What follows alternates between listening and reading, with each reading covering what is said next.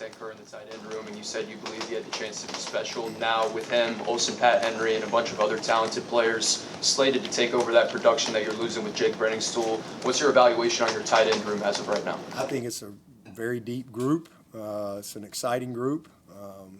Olsen is a guy that is kind of the, he and Sapp. Nobody really says much about Sapp, but Sapp's a good football player, and he's a productive guy when he's had opportunities. Not as big, but he plays bigger than he is. He's very savvy, very instinctive.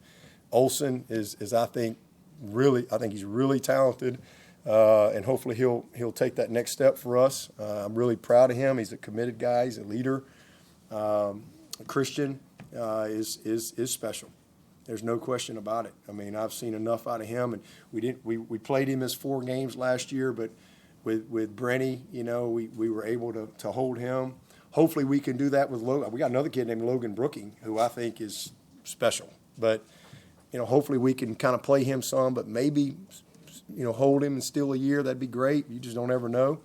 But I think those, Olsen and Sapp and Christian, it's a really good group of guys in that room. And then, you've got Logan. We'll see where he is. Obviously, Chef coming over. I can't wait. I probably should have said that. That's something else I'm looking forward to, is actually getting on the football field with Chef and seeing him in full pads. That's going to be a lot of fun. See if he'll actually block somebody. I don't know. But just see what he's going to look like in our drills and our 7-on-7s and, true RVA and things like that. I'm really looking forward to that. So I think that's a really good group. Banks Pope is back. He's another, savvy veteran. We got a kid named Charlie Johnson that I think is emerging and developing for us as a depth guy. So it's a good room. Got all the pieces that we need. Coach, when somebody like Brian Kelly says something like, the real Brian Kelly says something like that. Real Brian Kelly. Is that bulletin board material that you use, or is that more ignore the noise and go forward? How do you treat it with the team? Yeah, you don't really have to even use anything. These guys live in a world now where it's like, it's not like I got to walk in and say, oh, guess what I heard? These guys all live in the world. We don't really focus on that stuff. We're just trying to, it's, again, there's always fuel for the fire, and you can take whatever you want, whatever. Everybody's different. They can be motivated by, different things along the way. Michael Jordan used to make stuff up, right? Those of you who follow Michael Jordan, he'd just make stuff up, whether it was true or not, because that was how he motivated himself on some things. But everybody's different in that regard. But that ain't gonna have nothing to do with blocking and tackling and executing on game day. So it makes it fun, but just go focus on what we got to do. Coach Allin talked about a moment the two you had in the spring, watching back I think it was a highlight of a defensive play, and he said all 11 guys flew to the ball, and that's what he wanted to see, and you guys kind of saw the potential in that. What's it going to take to kind of do that more consistently this fall camp? Just one day at a time. You coach it every day. You demand it, and you always say you get what you inspect, not what you expect. And you got to coach it every day, demand it every day, and you create your game habits in practice. You don't create game habits on game day. Game habits are created in practice. So you got to practice that way. You got to coach that way every day, and if you do that, you got a good chance for it to carry over. And then you have accountability. It's one of the things we do. We'll come in on Monday, and you don't want to be on the loaf tape.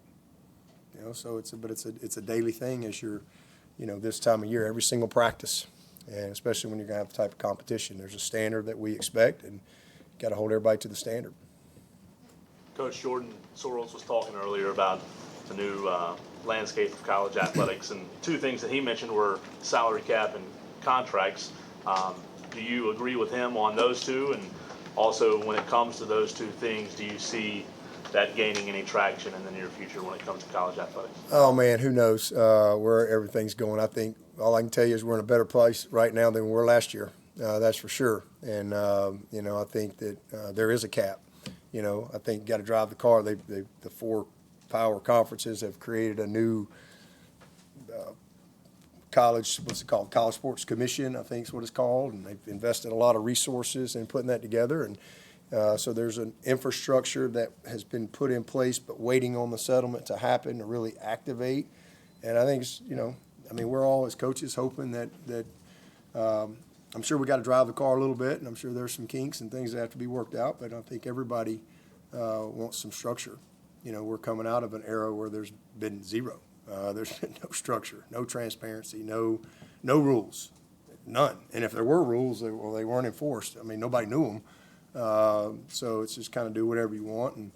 And now we're, appears to be heading into an era where there is supposed to be some transparency and some structure and consequences, but, I guess, again, we just got to, it might take another year for it to really kind of settle because a lot of people front-loaded a bunch of money and, so, the cap really doesn't start till July 1, and people knew that and anticipated that. So we'll see. Might take a year to really kind of sort things out and fall into place, but anything will be better from a structure standpoint than what we've had because we've had zero. Houston, he has a lot of experience, Mike Houston, a lot of experience in Western North Carolina where we are. What made him attractive to bring on this year? I met Mike a long time ago when he was at Lenore Ryan. He came down here, and that was the first time I met him. And so I've just kind of tracked him from then. And when he was at James Madison, I had him come speak to our clinic. So just a guy that I've always had a lot of respect for. And he reached out to me. And, when he reached out, I had a conversation with him. And I'm like, this is something you want to do. It'd be a good opportunity, good fit for us. And so, he's got a couple years left on his contract. So and he brings a lot to the table. This is it's a winner. He's been a head coach for a long time, and he certainly brings that perspective to the room. He's a defensive guy, and I think, and then he knows Tom. They had a little bit of a chemistry already. So just a good, resource that's available that you didn't anticipate. So it was all positive and a great opportunity, great family, and glad to have him on board. On the cap, you said there's supposed to be transparency and consequences. Do you have faith that that's actually going to happen? I do, because I think that the commissioners and presidents, and they put all that stuff together. They've spent a bunch of money to create to create this entity. I think we got to give it a chance. So yeah, I'm optimistic because I think there's been a lot of work that's been put into, again, putting an infrastructure in place, but now it's got to fill in, and you got to give it some time, but we're not there yet. And again, with some of the money that was front loaded, and the cap's going to be a little bigger for some people this year, but it'll all settle out. But the reality of it is with the settlement is, regardless, if you might have a $300 million budget, but you got $17 million that you can spend on football, or you can divide. You can spend the whole 20 if you don't want to give anybody else anything. Whatever it is, that goes up 4%, and there's a 10-year deal, and there's a lot that went into this settlement. It's not like it just one person made a decision. This is a lot of people been involved for a long time, and so yeah, I've got faith that. And again, we just haven't dealt with a lot of the complete chaos. I'd say on a scale of 1 to 10, we've had about a 3 here.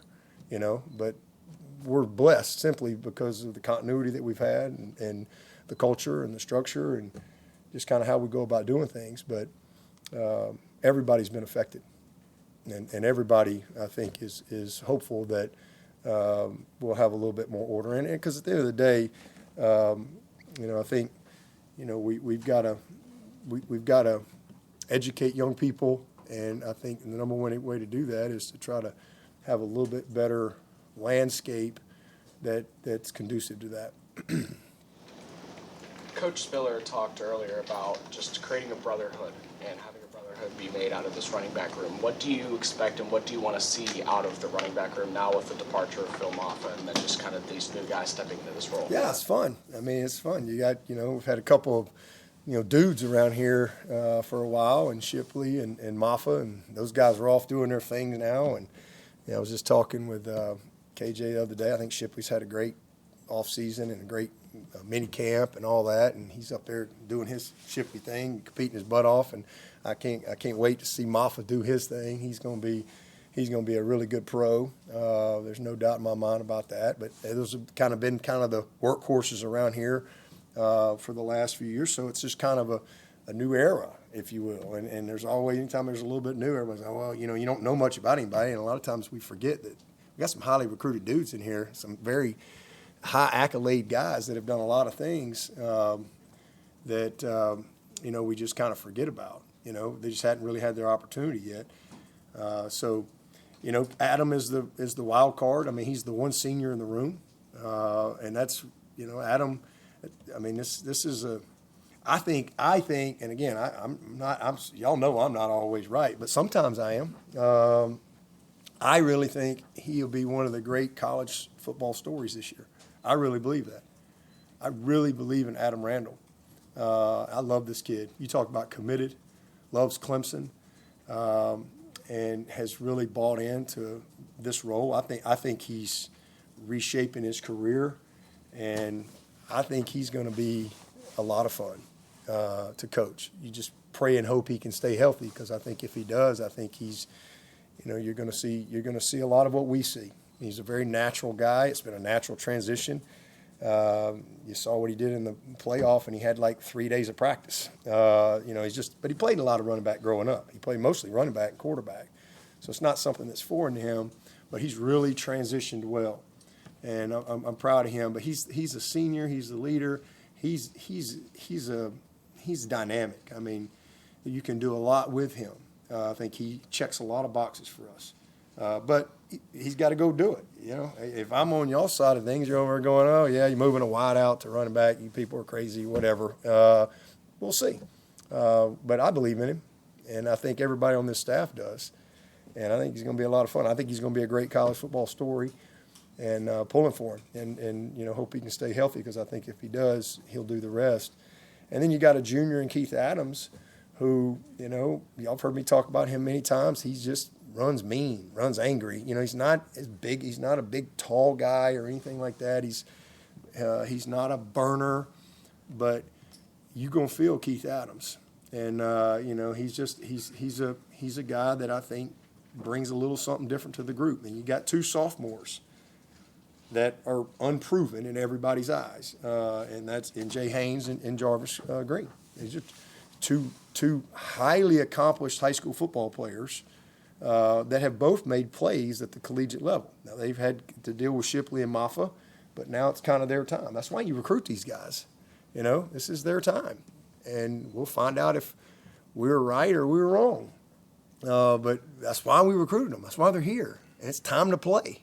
Jarvis made a big play in the playoff game, and Jay Haynes was, if you really study Jay Haynes, he's pretty freaking productive with his opportunity.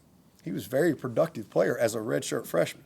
So those are your two sophomores, and obviously Jay's coming off his injury, and we'll see as he goes. But and then you got two freshmen.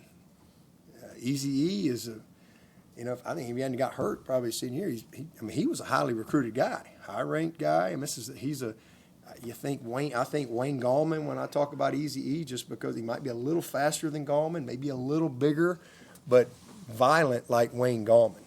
Violent runner. Powerful runner. And then Gid, I thought, was the best back in the country last year. He just got here. So, we're all going to find out. And we got a really good group of guys, and they got to go compete. But these are competitive dudes that are all at kind of different phases of their journey, and we'll see how it all shakes out. Should be a lot of fun, but we really are confident in our guys in our room. What's your expectation for someone like Tristan Smith to really get himself really benefit from the strong spin? Yeah, we went in the spring with 5 dudes. We came out with 6. So he earned that. He earned that this spring. We got 6 dudes that I think can play for anybody. They can all start. They can play for anybody. We have 6 dudes, and it's been a while since we've had, that type of not just depth, but really they're all experienced. They've all made plays. They're confident. They're a good, selfless group, and it's going to be a lot of fun. So he went from being a guy that we hoped to jumping right into that group. I put him right in. He can compete with all them guys. So he's had a great summer. He's a great kid. Really glad he's here. Really glad we got him. And especially you play it's a long season. It's competitive, and to know you got that type of depth is really good. And then you got a seventh guy in Tink who will be defense but cross train over on offense. So you feel good about that. Obviously, Adam Randall. He's a guy that's always kind of there. He can do a lot of things. Obviously, it's not like he hadn't played 3 years of receiver here, so he knows what he's a pretty nice guy to have as a seventh or eighth guy if you had to have it. And you got Chase Bird and Fulgham and Clay and Clark Sanderson and I got a good group of depth guys that give you some functional dudes as well. And Juju's just getting here. I hadn't been able to be out on the field with him, so I don't really know anything about him at this point. But it's a good group. Coach, I remember 2 summers ago you were talking about going on the African safari. Last summer you knocked a couple states off your list with the in-laws. Any plans this summer? Did you do anything, take fun trips or things of that nature? Not really. We just went down to the beach in Florida and hung out at the lake here in Kiwi, and that's about it. Played some golf and just hung out. That's about it. Coach, your old quarterback Trevor Lawrence hopped on a podcast a couple of days back, and you were a pretty hot topic. And one of the things that he said was you had the ability to make the locker room believe that they suck regardless of who was playing as a motivational tool. Could you speak a little bit What on podcast that? was this? Trevor has a podcast? He was on Pardon My Take with Barstool Sports. Oh, okay. You came up a lot if you want to tune in. All right. I missed that. I've been busy. What did he say? He said that you were the best motivator he had ever been around, and regardless of who had believed in you, you were able to make the locker room believe that they suck and that nobody believed in them. I figured with the expectation comments earlier that you might have to do that again this year with some lofty expectations. Yeah, so okay. Can you talk a little about motivation and how you try and get the most out of a group from that perspective? Yeah. So I got to humble these guys a little bit. Is that what you're saying? All right. So do I need to pull that up? We can get that for the team meeting here at 3:30. I'll just let Trevor do it. Y'all suck.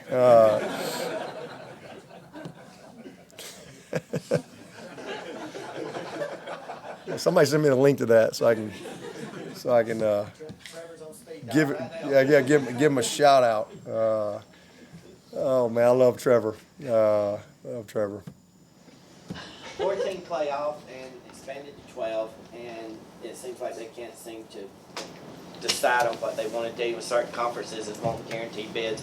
What's your stance on where the playoff is right now, and does it need to expand again? Do they need to reseed come playoff time? Where do you stand on I this? could care less. I just stand at the Clemson podium. That's where I stand, and I just focus on the Tigers. I know everybody wants some kind of clickbait comment or anything. I could care less. I mean, seriously, and I really don't mean that disrespectful. I'm just talking like, man, because none of that's going to help us beat LSU. Like, I just need to, we got one season. We have one team 130. One time that we get to have a team 130. One 2025 season. And that's all I'm worried about. I mean, I've said many times, it's a waste of my time anyway because it's gonna all blow up in a few years anyway. That's my prediction. We'll see, but who knows where this thing's going or what people want. But people are gonna do whatever they want to do. And as I've said many times, when there was a BCS, we made it. We got to the BCS down at the Orange Bowl and got in the mix of that, and played Ohio State. And when it was a Final Four, we got there 6 times, 4 Final Twos. And when it went to 12, somehow, some way, with a 56-yarder, we made it. We got there. And, so if it goes to 14 or goes to 16 or 24 or there's I don't know. I have no idea. I just know this.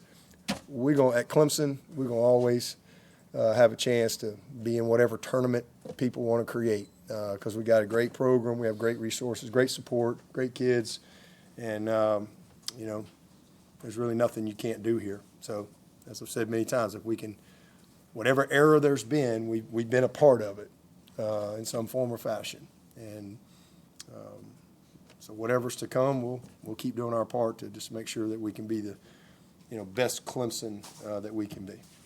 Coach Riley was talking earlier about trying to figure out the offense's identity early.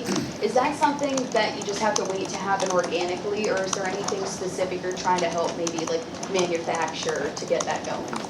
Yeah, I mean, I think for us, when we've been at our best, we've had some type of, you know, semblance of balance, you know, in totality. You know, some games it's different. You know, a lot of that's determined on who you're playing, what their weaknesses are, what their strengths are, all that type of stuff. But I think at the end of the day, you want to have some type of balance, you know, and when you look at our best offenses, that's what you've seen.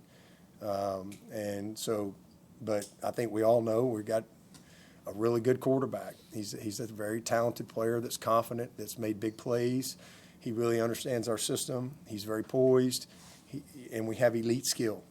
You know, we got some elite skill, a bunch of guys that can make some plays. And this time last year, you know, Wesco hadn't played, TJ hadn't played, Antonio was coming back off an injury. You know, we're going to get Tyler Brown back. You know, he was out last year, so we lost one offensive lineman. You know, we've got really good depth up front. So I think it's just a cohesive group. But as far as what our identity is, you know, I mean, we're the dirt raid, as Garrett likes to say. I mean, we want to, everything for us comes with being physical and running the football, creating. And when I say run the football, it's not saying we're going to run the ball 40. It's about being efficient in what you do. It's about being efficient because if you can be efficient, it creates, you know, big play opportunity and creates the balance that you seek. So, you know, you and then injuries can dictate those things. So yeah, I mean, I think it's you evolve to that. I don't think you just show up day one without any preseason games and play LSU and be the best you. You hope to be the best you coming out of camp at that point, but it's a long season. There's a lot of work to be done. Guys get better. Injuries happen. New guys step in. There's just so much that evolves throughout the course of the season. You look at last year. I mean, you know, I know we came out of the first game, and I thought the first half we really matched up great. We had a bad third quarter, but you come out of that game and you're like, man, you feel bad about you don't feel good about where you are. You're frustrated. Then you watch the tape and you say, you know what, we got a chance to be a good team. You know, if we can just keep building. And as it turned out, hey, we won our league and had a good year and set ourselves up for a good season this year, you know, with the amount of teaching opportunities and experience that came from that. But as far as our identity, I mean, we want to be tough. We want to be physical. We want to be explosive. You know, we want to win the line of scrimmage. You know, we want to have a quarterback that goes out there that can make us right. You know, that can beat you with his mind. He can beat you with his heart. He can beat you with his arm. He can beat you with his legs. That's what I hope our identity is. And we got a group up front that protects the quarterback. We got players that fight for every yard. Again, we can push the ball down the field, stretch it horizontally, vertically, be a very balanced, you know, offense when it's all said and done. I really think that's ultimately what our objective is. And I don't think one game, you know, is going to dictate what the totality of your season is from a identity standpoint. You'll make decisions